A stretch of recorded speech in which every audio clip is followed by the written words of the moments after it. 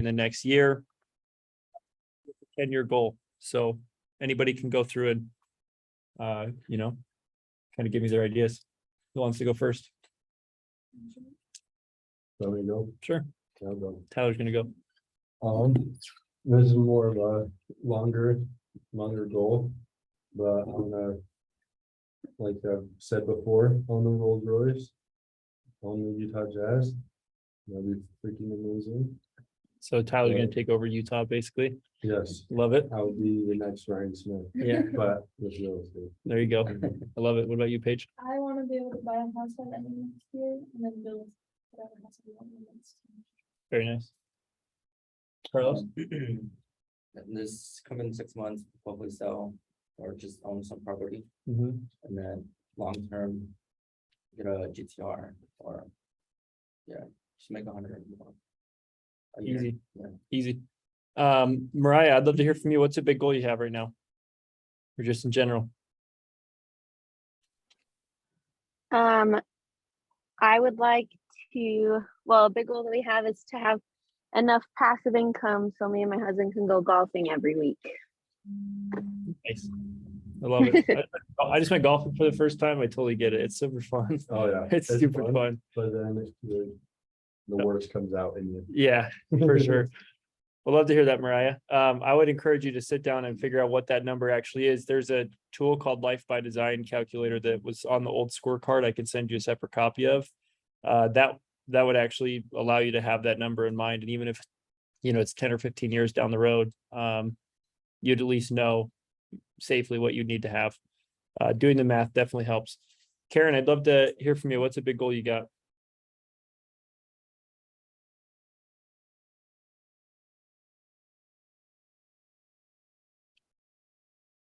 I think Karen might be muted. Cash, you want to hop on here real quick? What's a big goal you got? He's right there. Oh, Cash just walked in. What's a big goal you have?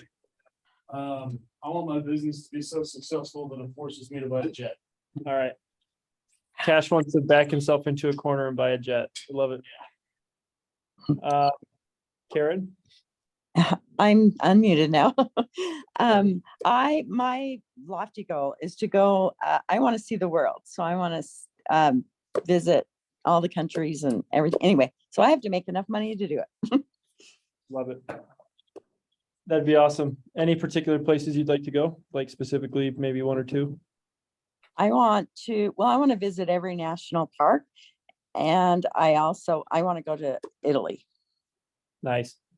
I mean, same. Yeah. Sounds great. Kason, what's a big lofty goal you got, my man? Sweet, yeah. So last weekend I actually decided to do another Life by Design thing, calculate everything, like all my trips and stuff in a year. And it's funny too, because when I was doing that, I was thinking of like when we would fly out, we would just fly economy, and then I'm like, I don't want to fly economy, I want to fly first class. So my number is $550,000, $86, and then like 83 cents is the goal, is my first big goal. And I'm gonna try and get it next year. And then if I can't, but I try to get it, I'll try and get it the next year. But hey, by saying, I mean, either way, by setting that goal, like inevitably probably going to make at least like 250, but also don't ever go in, and I've heard a few of you guys say that, don't ever go into a goal saying like, I'm going to try, I hope, I'm going to attempt, it'd be nice, I'd like, because you're just already giving up before you even start. But if you came here and said, dude, like I'm going to, no matter what, I'm making this happen, then you're already halfway there. So, but that's awesome, man. Do the math on how many, I know the Life by Design gives you the number, but that's like, you got to go out there and sell like 50 houses, which to be dead honest with you, like obviously I haven't hit it yet, but I promise you if I wasn't doing this role right now, like I'd be another 10 or 15 deals ahead. Like once you get the momentum going, it's not hard. It really isn't. Even in a market like this, it just takes a little bit of effort. So Aaron, I'd love to hear from you. What's a big goal that you have? Well, my major goal this year was to reach 200,000. I just retired from being a land agent where I was making 80 to 90. So I'd like to double that income. I'd like to close my first deal by the end of this month. Very nice. So those are my major goals. Awesome. Let's do it. Cool. We're going to move on real quick. So Cash Shepard, happy birthday as of yesterday.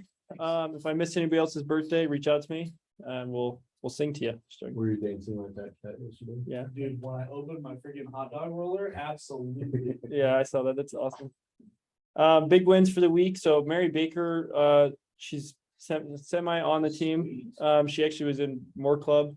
It's a whole thing, but yeah, she's now in More Club. So not only did she graduate or is going to be graduated from the program, but she's also now one of the top agents of the brokerage. So congrats to Mari. Today we've got shift. So right after this, Carl Spencer is going to be teaching us about lead capture and conversion. I think it'll be a great class. So you should definitely come. Again, this is like Ignite on steroids. If you're not coming to this, you're basically just, I mean, you're missing the biggest training opportunity we have at the brokerage right now. So don't miss it. More classes next week. So KW Connect is starting to come out. As you can just tell, Keller Williams in general is really trying to push any form of training and help that they can throughout this time. So next week, there's a couple of trainings, and obviously there's one this week too. Lead powerful pricing conversation. So scripting on how to help sellers price their house correctly, how to talk to your database today, and then the luxury learning series all about luxury real estate. So I think that's awesome. Again, you could get a full-time education here. There's everything you could ever need and more. So next week, we've got group coaching now on Mondays, team lead generation right after, coach's corner in the afternoon, which is our Q&A. So anybody can jump on and pick my brain about whatever they want. Tuesday, we've got Transaction Tuesday with Intralend. We're doing pancakes and games. So they're going to actually cook us pancakes before team meeting and bring some games. So we'll play, I don't know, like Connect Four, whatever, shoot the breeze about real estate, get kind of a little networking going with some of the people over at Intralend. KWWT meeting right after, and then if you're new agent, you've got lunch, so go see Molly for that. And then Thursday we have again this meeting as well as shift. So yeah, if there's anything else I can do for you guys, just reach out individually. Happy to schedule one-on-ones or hop on a phone call with you. But that's kind of our main training schedule for the next week. Cool. Today's team meeting might end a little bit earlier just because we don't have a guest sponsor today, but last week we talked about working with buyers in today's market. Today we're going to talk about working with sellers. So again, I'm trying to create a 4 or 5 training loop for you guys. So every team meeting we're going over something that's actually applicable and crucial for you to know for your day-to-day, not just fluff. So yeah, working with sellers in today's market. So this is all going to be about the expectation setting, how to prepare, and kind of how to work through that process. And you guys are welcome to ask questions throughout. Let's make it an open conversation, kind of mastermind on this. So best practices when meeting with a new seller. So number one, expectations. Again, for me, expectations and education are everything because someone's disappointments are always equivalent to their expectations. And the more you can educate your clients, the better they're going to think of you as the resource, but also the easier they're going to be to work with because you filled the knowledge barrier, right? They're not kind of, I guess, behind, let's say.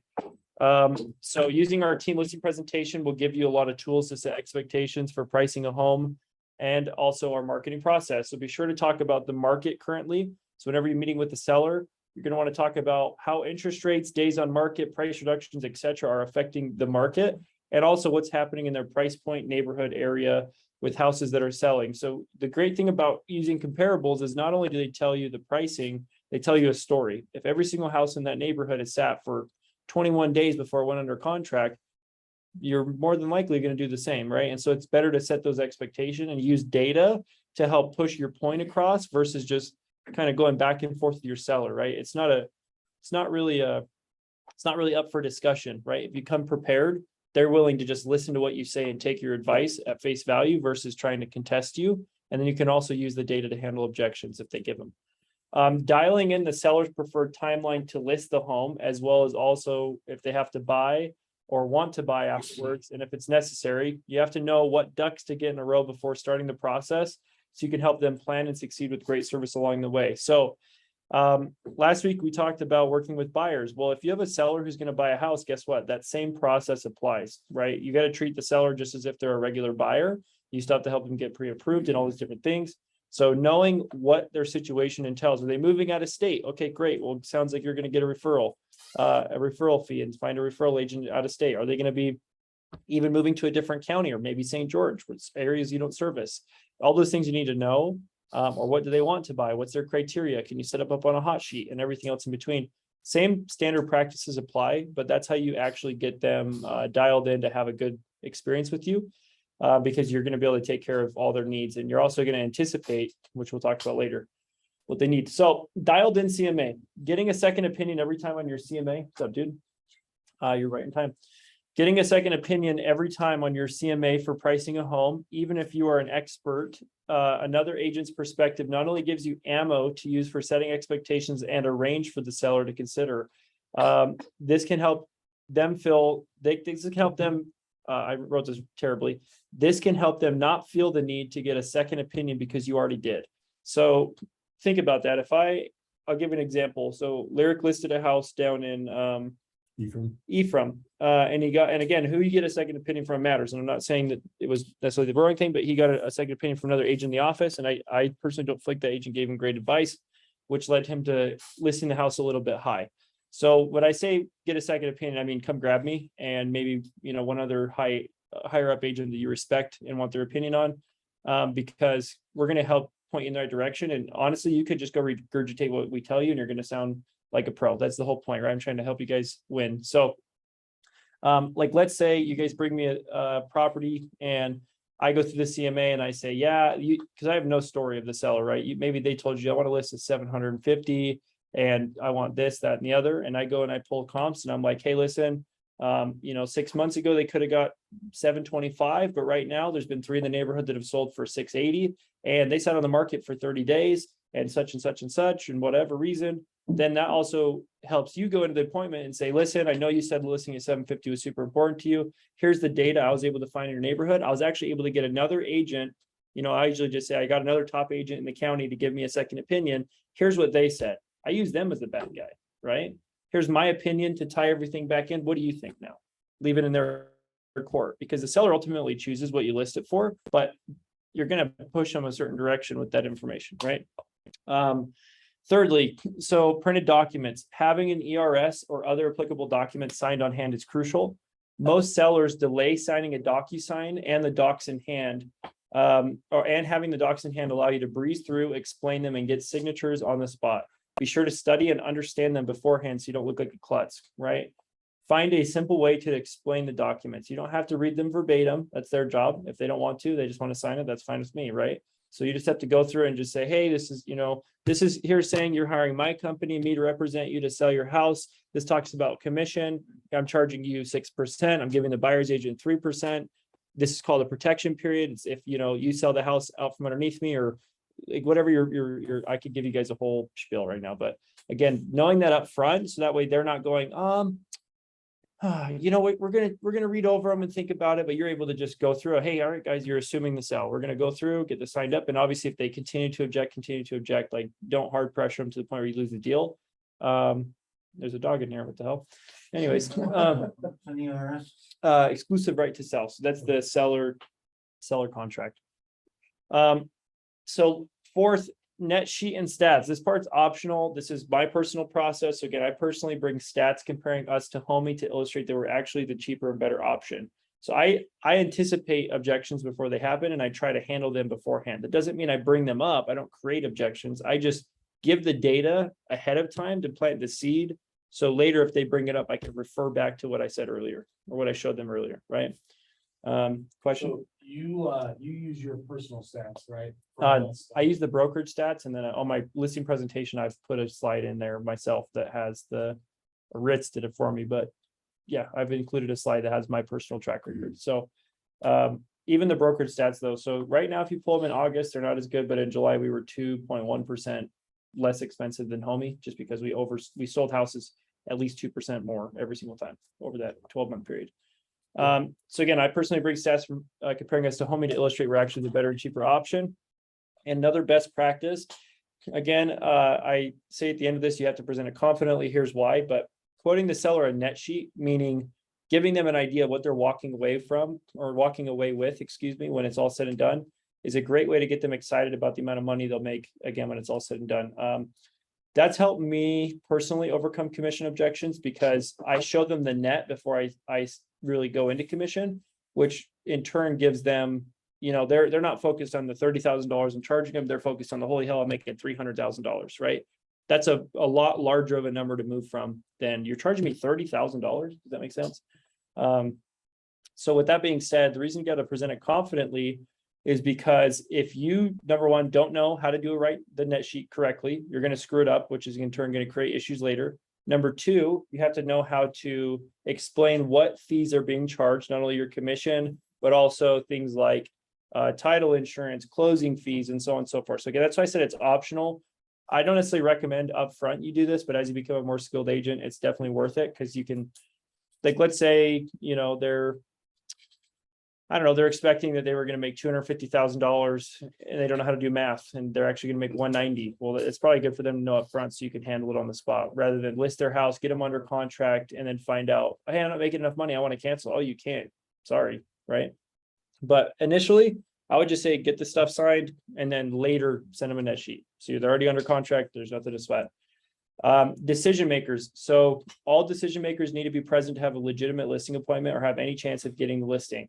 I can't tell you how many times early in my career I didn't check to make sure both decision makers would be there. I'd go and I'd nail an awesome listing presentation with the wife just to get told, hey, yeah, I need to wait for my husband. He gets back in town next week. And the next thing you know, I lost the deal because he had his own plans, right? So not saying you shouldn't meet, but maybe just don't go present if they're not both there. Hey, I'll come walk through the house. I'll come meet you, say hi, but I'm going to come back when your husband's here or your wife's here so we can get, everything rolling. Well, my wife doesn't care. I make all the decisions. That's totally fine. But because she's on the, deed of the home, I actually need her here to go over this information. So any questions on best practices when meeting with the seller? Yeah, that's again, you can't even get it. I mean, they could always take the document and sign it later. And there's been times when that's happened, but it's also stressful when you're just kind of hoping that it comes together. Like your goal is to get it done on the spot. So any questions on that, guys? What do you do when it's like 4 or 5 siblings? And meet via Zoom? Yeah, if there's more than one decision maker and they can't be in one physical location, then yeah, I'd push a Zoom call and I'd be persistent on getting them all on it and in the room. So yeah, persistence. Again, some people will push, like that's the personality type of certain people. Oh, it's not a big deal, or I'll just come now, or but you just have to be firm, but not rude. But it's just more like, hey, no, listen, I totally understand, but there's a lot of info to cover, and there's no way you'd be able to remember all of it. It's like a fire hose. So I'm just gonna wait until we can get everybody together. Why don't we reschedule for next week or a time when everybody can be there? So whoops, wrong computer. Cool. Best practices when working with a new seller. So again, what it was before was meeting with a seller, now is working with a seller. So number one, reviewing offers. You want to make sure you call the lender on any offer you receive to verify if the buyer actually has the means and if the lender seems competent enough to get the deal done.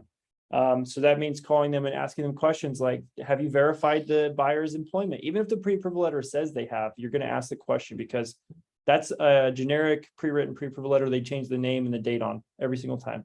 So that doesn't mean that it's truthful. So you're going to check and see things like, have they verified the buyer's employment? Does the buyer actually have down payment funds? Have they seen them? Have they reviewed bank statements? Have they got an automated underwriting approval? Has an underwriter looked at it? Those are all things you want to know because, and obviously you guys aren't going to remember that right now, but there's actually a document, I believe, on Trello for a lender interview. If not, I'll make one. But basically, you're trying to poke holes at the lender and you want the lender that's like, no, man, hey, I got this. Like, we're good. We need an appraisal and a contract to close.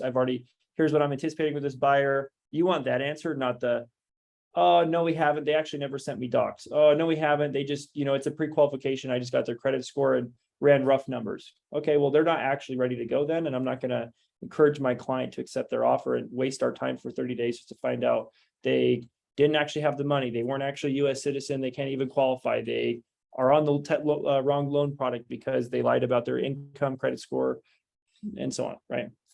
All of those things have happened to me. That's why I reference those specific events, right?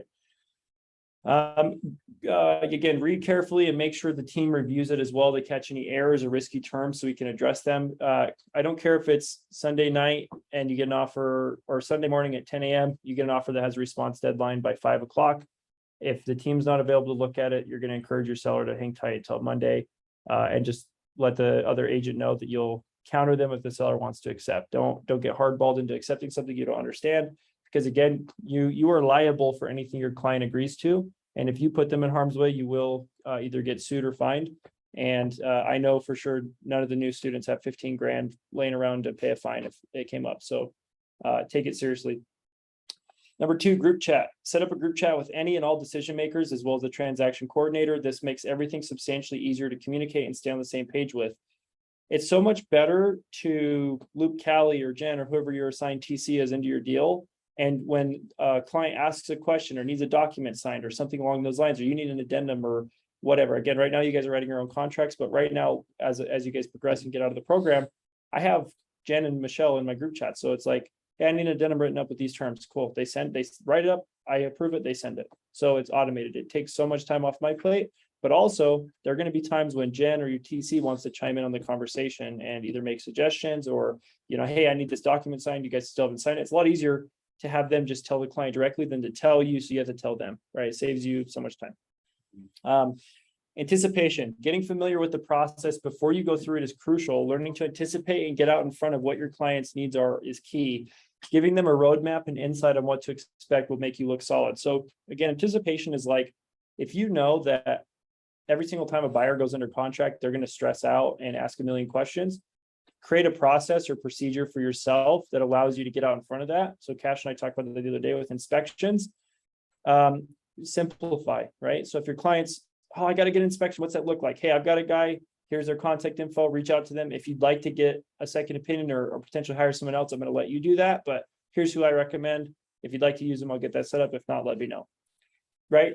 Keeping it very simple. You're not trying to find multiple inspectors or anything along those lines. You just keep it very concise. Other anticipations would be like, hey, when are photos going to get scheduled? Or your client has a particular work schedule that only allows them to be available at X, Y, and Z time. So how can you accommodate and again, get out in front of any potential hiccups before they happen? Checklist every single time. So use a team provided checklist and loop Jen in every single time. Those are your biggest assets in working through a seller transaction. Again, Jen is literally there to save your back, your butt, and also to really step in and help when things get rough. And also have the guidance to know what happens next. We've pretty much, you guys really can't fail unless you're just not listening, right? That's what I see. Any agent that has issues with their deal, 9 times out of 10, it's because they're not following the process or they're just not listening. Like Jen and I will hop on a phone call with somebody, we'll literally explain exactly what they need to do, and they feel the need to either go ask somebody else or just do exactly the opposite of what we just told them. And then they have issues and they wonder why. And we're like, Jen's been through literally thousands of real estate transactions. I've been through probably over, 150 at this point. So that's not true. 100, I don't know, enough, right?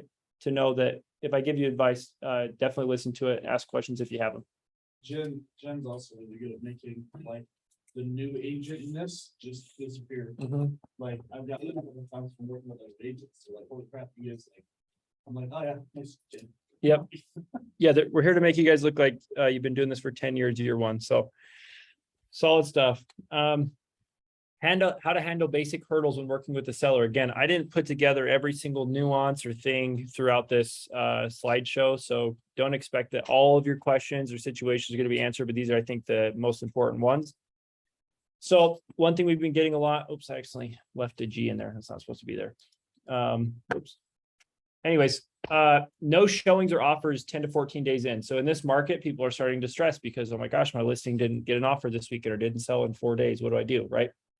So normally, if you have very little showings and no offers 10 to 14 days in, it's an indicator you are overpriced by at least 3 to 5%.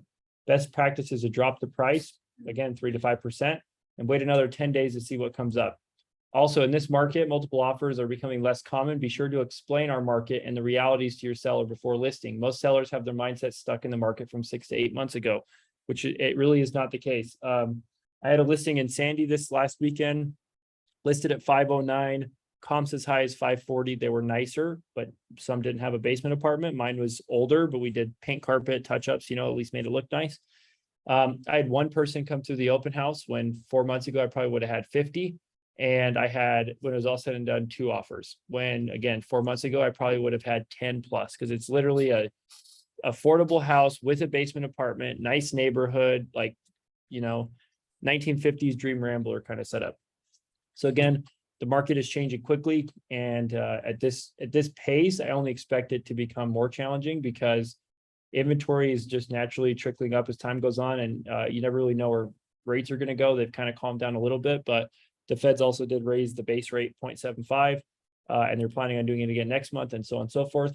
So I wouldn't be surprised by the end of the year, we do see, average of over 6% interest and, 12,000 houses on the market, which at that point, we're probably going to be in more of a balanced market. So buyer asks for repairs and credits. So in this shifting market, expect a buyer to push for something and prep your sellers to expect that as well. This is not the time to tell your seller, hey, we're not going to do any repairs, or if they say that we're not planning on it, then you need to tell them, okay, you need to price it accordingly, or like buckle up, because I mean, as a buyer's agent right now, I'm going after anything I can.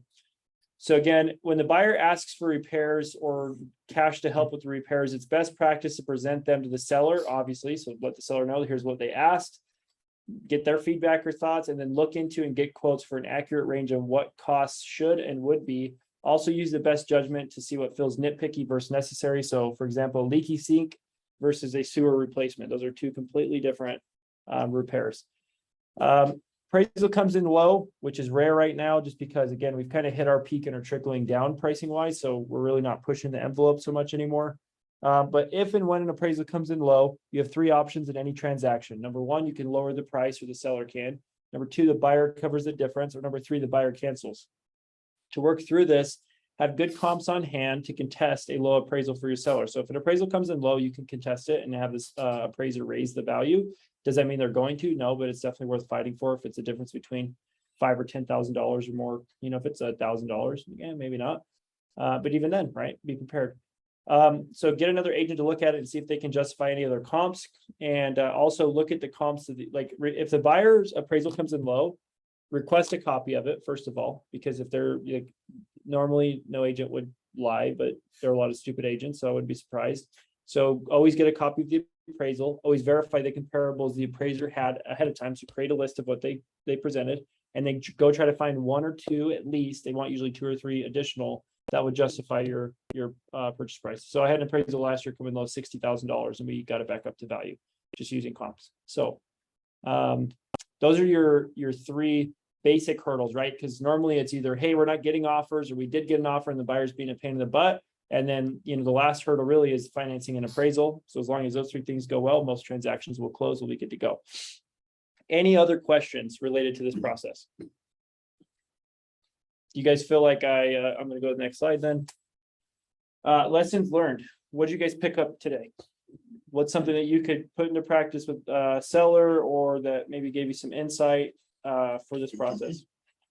To me, then the net sheet would help a lot, I feel like, because instead of, even if they know you, like I know a big thing with FSBOs, their whole thing is, oh, agents make too much. Yep. So if they're thinking that, chances are your SOI's thinking the same thing. So if you do get, like, when you get an appointment with them, I think it's nice to be like, sure, you're paying me $20,000, but you're leaving with $450, Right. Yep. So I think I like that. And I wouldn't present the net sheet until the end. Like, Right. this is not something you walk into and say, here's what you're making, because they have no context. Again, the whole purpose of your presentation is you start wide and then you go deep, right?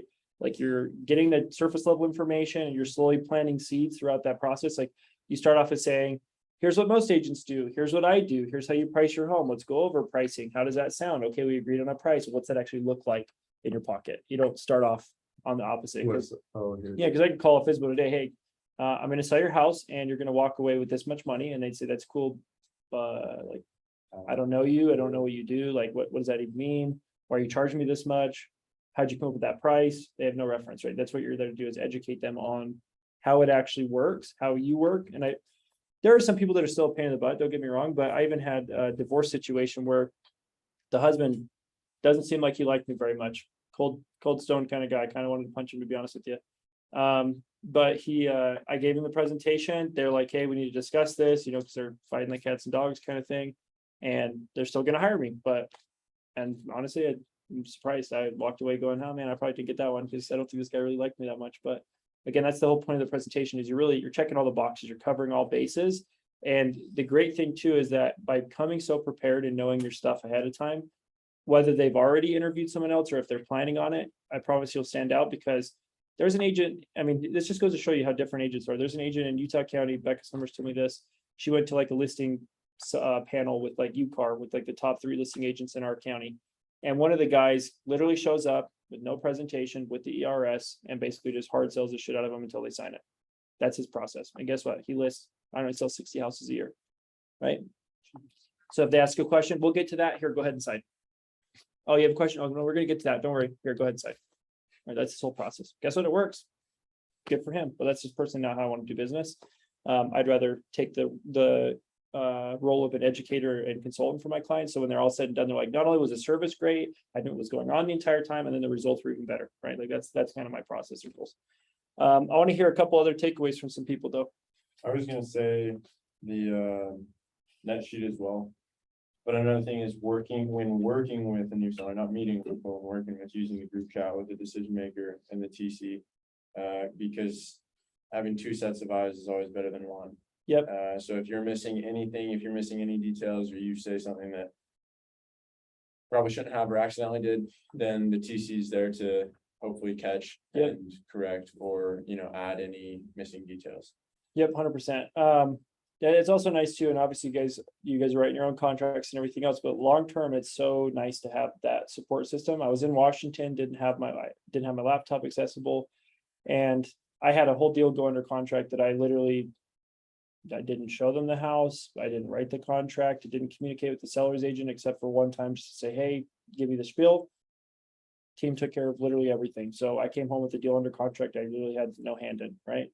No, I guess I'm getting paid 3% on this $515,000 house. My clients are stoked, and I was partying in Washington. Awesome, right? Like, you know, so that's a really good leverage tool. And that's another thing we're trying to teach you on the team is how important leverage is. Like, you don't have to wear every hat. You should know how every role works, but then you should get rid of the things that aren't worth your time or aren't your strong suits immediately, so you can focus on the things that are, which is really setting appointments, getting business, adding to the pipeline.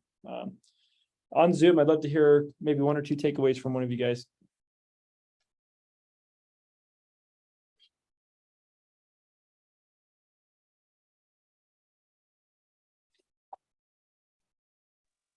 I'll do it if no one else is. Sure. Let's see. Net sheet was also in mine.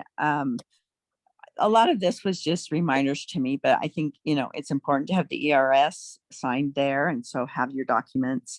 I'm just, let's see. I was reminded about all decision makers being there. I mean, there's just so much to remember. And then the verifying employment. I really liked what you said about anticipation. Get out in front of your clients. I mean, there was probably more, but that's all.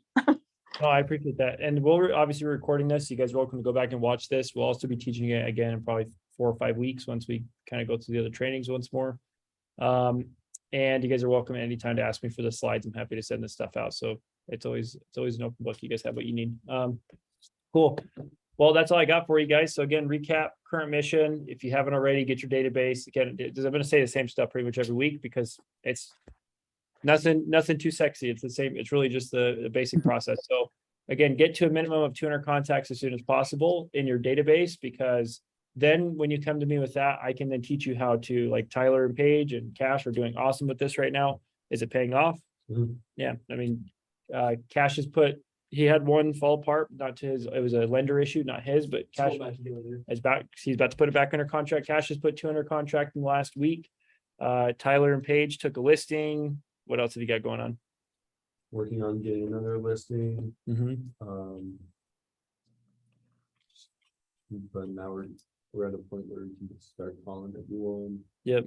Hustling. Getting referrals. Cash picked Yeah. up a referral yesterday. So again, it takes a good 45 to 60 days of Yeah. following my process to start to really get traction. But then once you do, it's just maintenance.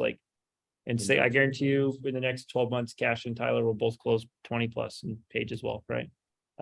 You guys will probably close like 20 to 30 because you got her, you know what I mean?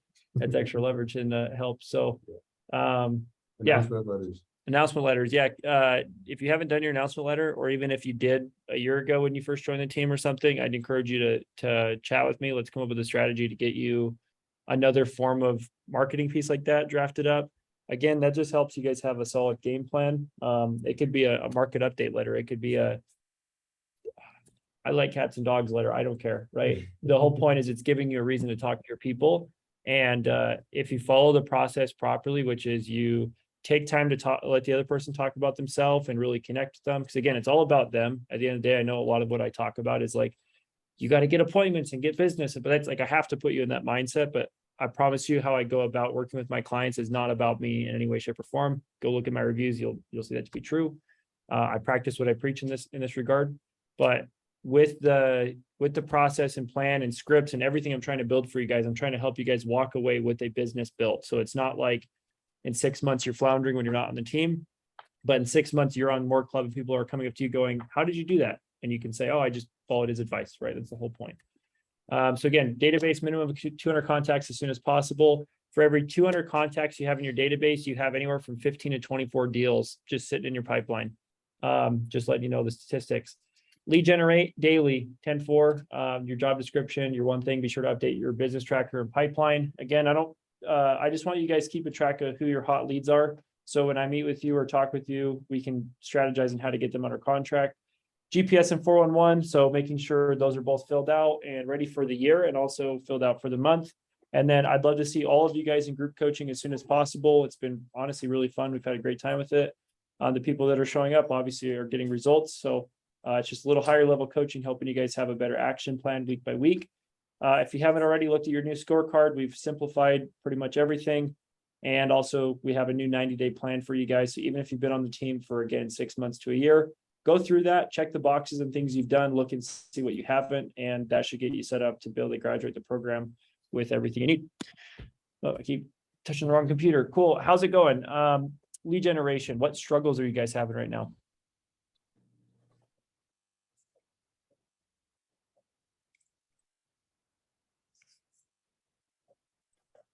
Okay. What if someone has something to say, go ahead and jump on, but wait just a second. I have a question. Yeah. On lead generation. Mhm. And you are operating from the mental spreadsheet into the database. Yep. So yeah, once you get that put together, we'll have Alex help you add them to command.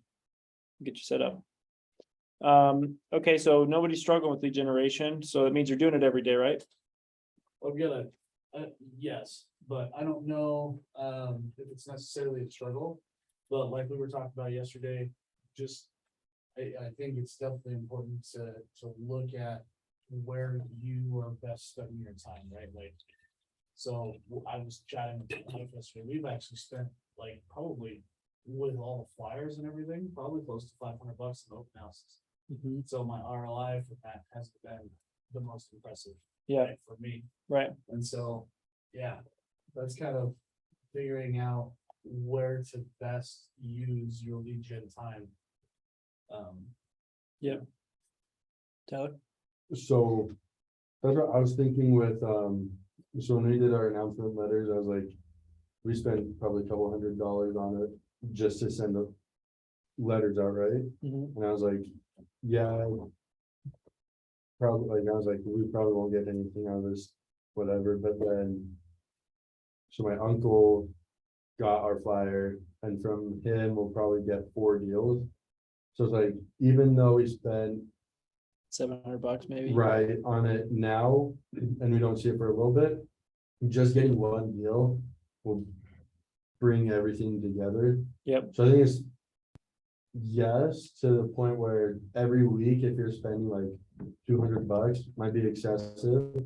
But if you're doing like 2 a month, once you get that 1 deal, I feel like you're gonna be like, oh, I totally paid off. Right. And I think what Cash and I mostly talk about is that open houses right now are, and even Carlos came and saw, weird lull, Really right?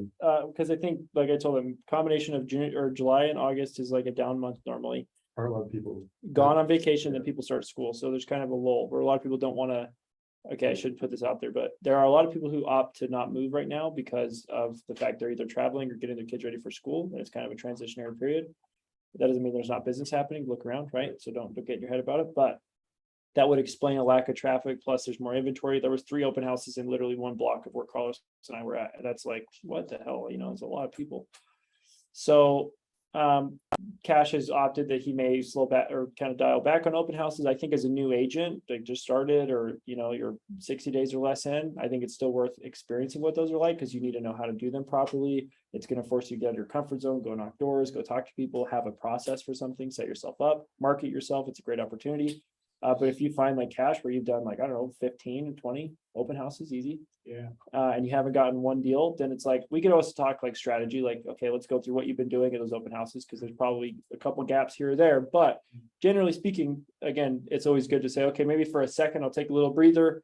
Let me go, like, if I have a listing, I'll always do an open house, because that's, again, it's a part of that process. So it's like by default, like if I go list 2 houses a month, I'm also hitting my goal of 2 open houses a month, which in turn helps me hit my lead generation plan and so on and so forth.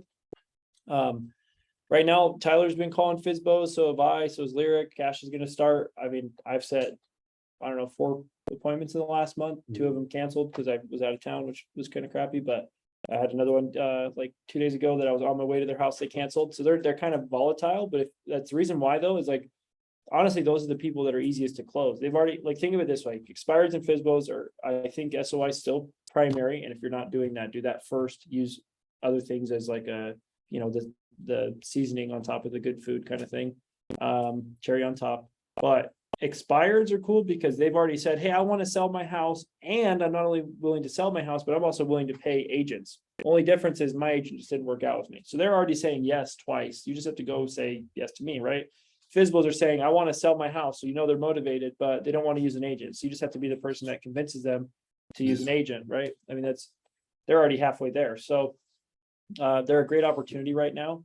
And I would encourage you guys to get out of your comfort zone, try some things like that. But again, if you haven't set up the other stuff, like Cash and Tyler, obviously, I'm encouraging them to do that, because I know they're making their SOI calls. They've got systems in place. They've got everything else. So it's like, they can handle that. But if you haven't set up your database, you haven't, you know, called your SOI, sent announcement letters, start there. Referrals are a lot better to work with than FSBOs or expireds or open houses or anything really, right? So, good. Oh, I was gonna ask, do you think we'll see a lot of like short sales or foreclosures? Stuff?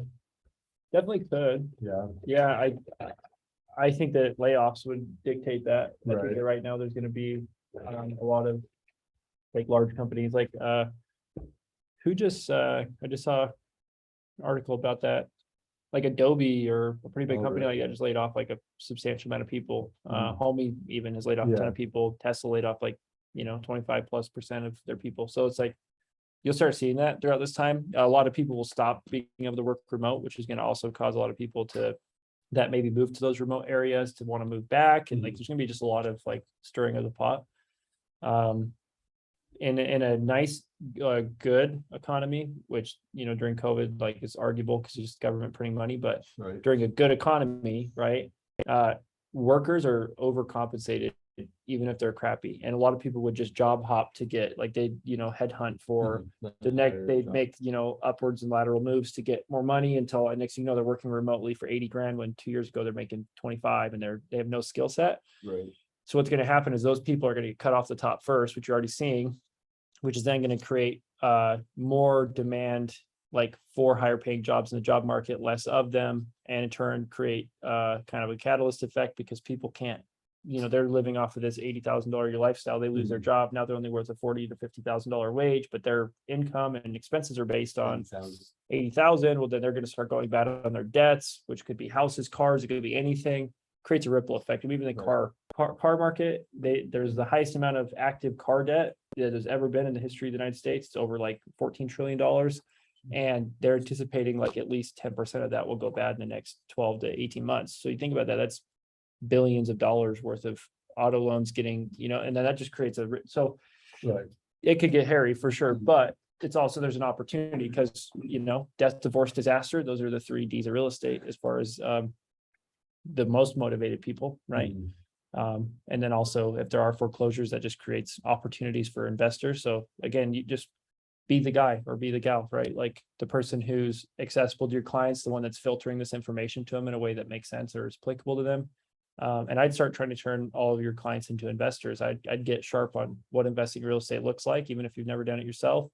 Get active with other agents that have, worked with a lot of investors, figure out their process, how they go about it. Shoney, was solid. Shoney his first, and obviously he's got a crazy good skill set, but he did 36 transactions last year, and almost all of them were investors. None of them were like, I want to buy my first house. They were all past clients of his. He's saying, hey, come buy 2 or 3 more with me, right? He's turning one client into 5 deals in 1 year. I'm like, that's the strategy right now, because anybody who's sitting on money or has the means to, like, they're going to, in 6 months, you're going to see deals in the market that you would have picked up last year at, 500 or now 400. And that's not because the market's going to drop, but there's going to be circumstances that come up that force people to be desperate, basically, right? So that was a long-winded way of answering that question, but hopefully that was helpful. So wants, needs, any resources, training, support, or really just how can I help? Is there anything that you guys are needing from me? Is there anything we're missing as far as things you don't know or would like to know?